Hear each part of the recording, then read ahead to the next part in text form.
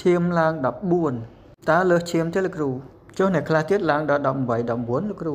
បាទនៅផ្ទះធម្មតានៅដល់ពេទ្យវត្តទៅឃើញ14លោកគ្រូអ្នកជំងឺខ្លះទៀតនៅផ្ទះធម្មតាមកដល់រៀបវះកាត់អីណាមួយទៅឡើងឈាមបាទនេះជាការ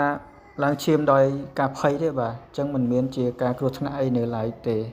ធម្មតាដោយសារអារម្មណ៍គាត់មានភ័យមានបារម្ភក៏តែសម័យមុនយើងឃើញគ្រូពេទ្យវាស់ឈាមដោយម៉ាស៊ីននេះតែសម័យឥឡូវគ្រូពេទ្យវាស់ឈាមដោយម៉ាស៊ីននេះវិញ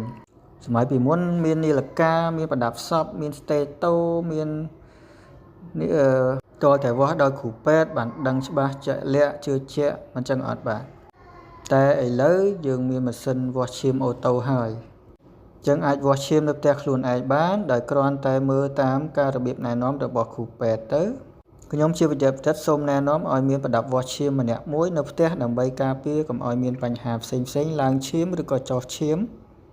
ពីព្រោះបើសិនជាឡើងឈាមដែលយើងអត់ដឹងអាចបង្កឲ្យមានបញ្ហាហានិភ័យផ្សេងដោយលោកអ្នកបានដឹងស្រាប់ទៅហើយករណីខ្លះទៀតធ្វើឲ្យឈាមចុះធ្វើឲ្យមានការអស់កម្លាំងហេវហត់វិលមុខចង់ក្អួតចង្អោរចឹងដែរហើយរោគសញ្ញានៃការលើសឈាមធ្វើឲ្យជឿក្បាលរោគចង្កូខ្យល់វិលមុខស្វាំងភ្នែកមូលហេតុនៃការឡើងឈាមនឹងមានកត្តាច្រើនហើយនឹងការព្យាបាលនឹងមានភាពខុសគ្នាប៉ុន្តែលោកអ្នកត្រូវដឹងពី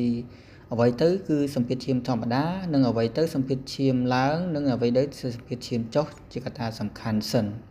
សម្ពាធឈាមដែលគេបែងចែកហ្នឹងគឺមានសម្ពាធឈាមនៅផ្នែកខាងលើនិងសម្ពាធឈាមនៅផ្នែកខាងក្រោមយើងឃើញនេះគេដាក់អក្សរ120និង80ចឹងគឺជាសម្ពាធឈាមផ្នែកខាងលើនិងផ្នែកខាងក្រោមហើយនៅខាងក្រោមគេបង្អស់លេខ70ហ្នឹងគឺជាបេះដូងលោត70ដងក្នុង1នាទីអញ្ចឹងបើលោកអ្នកមានបញ្ហាឡើងឬក៏ចុះភាគច្រើនទៅឡើងគឺសូមអញ្ជើញមកពិនិត្យជាមួយនឹងវិជ្ជបណ្ឌិតជំនាញច្បាស់លាស់ដើម្បីមានការបកស្រាយការធ្វើតេស្តមួយចំនួនដើម្បីធ្វើរោគវិនិច្ឆ័យហើយនឹងព្យាបាលឲ្យបានចំមូលហេតុច្បាស់លាស់សូមថែទាំសុខភាពលោកអ្នកជៀសវាងអំពីការលើសឈាម